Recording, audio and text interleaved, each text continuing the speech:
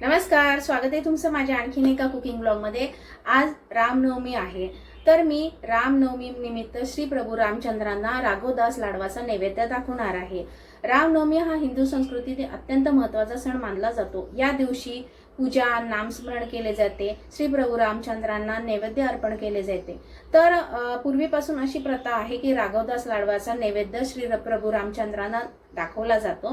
तर आज तोच मी राघवदास लाडू मी इथे बनवणार आहे। राघवदास लाडू हे जरी नाव वेगळं वाटत असलं तरी हा लाडू रव्यापासूनच बनवला जातो। चला तर बनवायला सुरुवात करूया।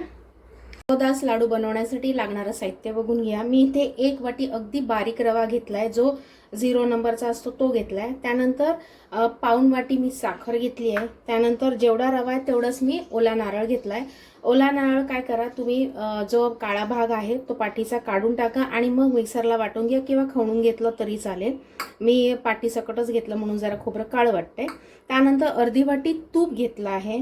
त्यानंतर ड्रायफ्रुट्स घेतले आहेत, काजू, बदाम आणि मनुका घेतल्यात। ह्या पूर्णतः ऐच्छिक आहेत पण अवश्य घाला, कारण का आपण नैवेद्य दाखवतोय। आणि त्याच्यानंतर वेलची पूड घेतली। आता जाड बुडाचं भांडं घ्यायचं आहे। मी पॅन घेतला आहे, पॅन ऑलरेडी गरम करण्यासाठी ठेवलंय। तूप घेताना पातळ करून घ्या। मी याच्यातलं थोडंसं तूप मी पॅनमध्ये टाकलं आहे। आता रवा आपल्याला छान भाजून घ्यायचा आहे। गॅसची फ्लेम अगदी मंद ठेवायची आहे, रवा करपू द्यायचा नाही आहे। ड्रायफ्रुट्स तुम्ही दुसऱ्या साईडला भाजून घेतलं तरी चालेल किंवा आधी ड्रायफ्रुट्स भाजून मग रवा भाजला तरीही चालेल। पण मी काय करते, वेळ वाचण्यासाठी आणि गॅस वाचण्यासाठी मी रवा भाजतानाच ड्रायफ्रुट्ससुद्धा भाजणार आहे, म्हणजे दोन्ही काम एकदम होतील। तर हे रवा छान आपल्याला थोडं थोडं तूप घालून छान मंद आचेवरती भाजून घ्यायचं आहे। रंग बदलता कामा नाही आणि कच्चं राहताही कामा नाही, त्यामुळे छान असा सुगंध येईपर्यंत भाजून घ्यायचं आपल्याला। राघवदास लाडू जरी हे नाव वेगळं वाटत असलं तरी हा रव्यापासूनच लाडू बनवला जातो।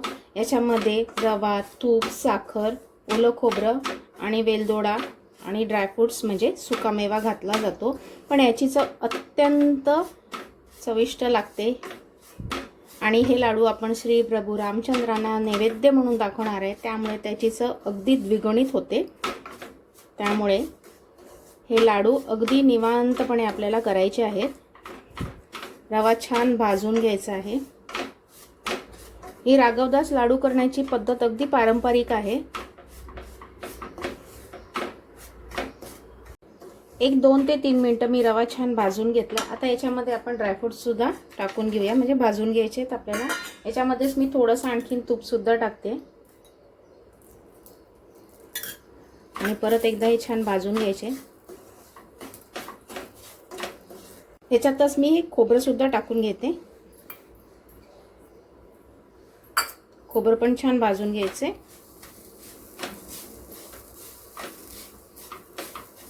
तुम्ही काय करा, नारळ जेव्हा फोडाल ओला नारळ तेव्हा त्याचा काळा पाठीचा भाग काढून घ्या, म्हणजे लाडू छान पांढरे शुभ्र होतील। पण माझ्याकडनं चूक झाली, मी जो काळा भाग होता त्याच्या सकटच मी घेतला आहे, त्यामुळे थोडंसं खोबऱ्याचा रंग काळपट आला आहे। पण काहीच हरकत नाही, लाडू चवीला छानच होणार आहेत।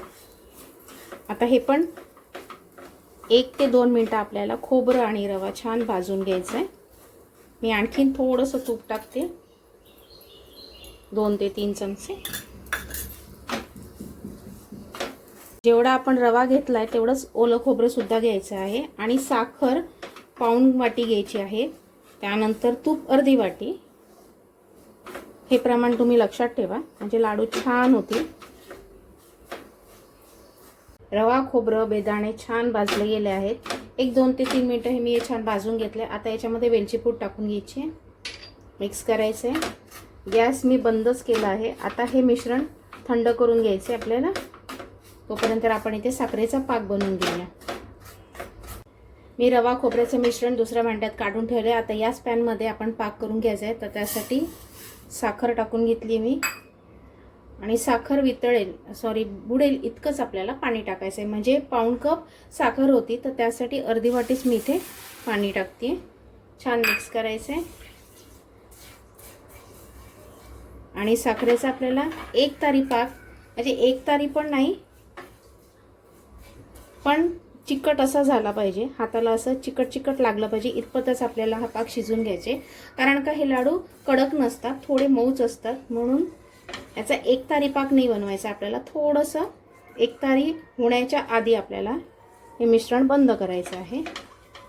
अर्धा मिनिट पाक छान शिजवून घेतला आहे. आता आपण चेक करूया.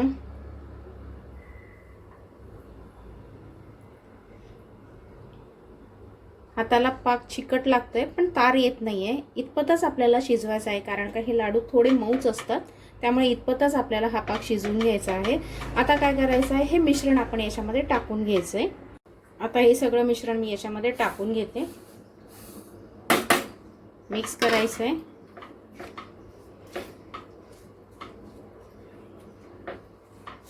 गॅस मी बंदच केला आहे. आता हे छान मिक्स करून घेऊया आपण. मिश्रण छान साखरेच्या पाकामध्ये मी एकजीव करून घेतलं आहे, तुम्ही बघू शकता. तर तुम्ही म्हणाल हे तर पातळच आहे, लाडू ह्याचे कसे वळणार? घाबरू नका, लगेचच आपल्याला ह्याचे काही लाडू वळायचे नाही आहेत. हे 1 ते 2 तास आपल्याला मुरण्यासाठी ठेवून द्यायचे. त्यानंतर आपण ह्याचे लाडू वळणार आहोत. कारण का साखरेचा पाक रव्यामध्ये आणि खोबऱ्यामध्ये छान मुरला पाहिजे, त्यासाठी मी हे 1 ते 2 तास मुरण्यासाठी ठेवून देते. त्यानंतर आपण ह्याचे लाडू वळणार आहोत.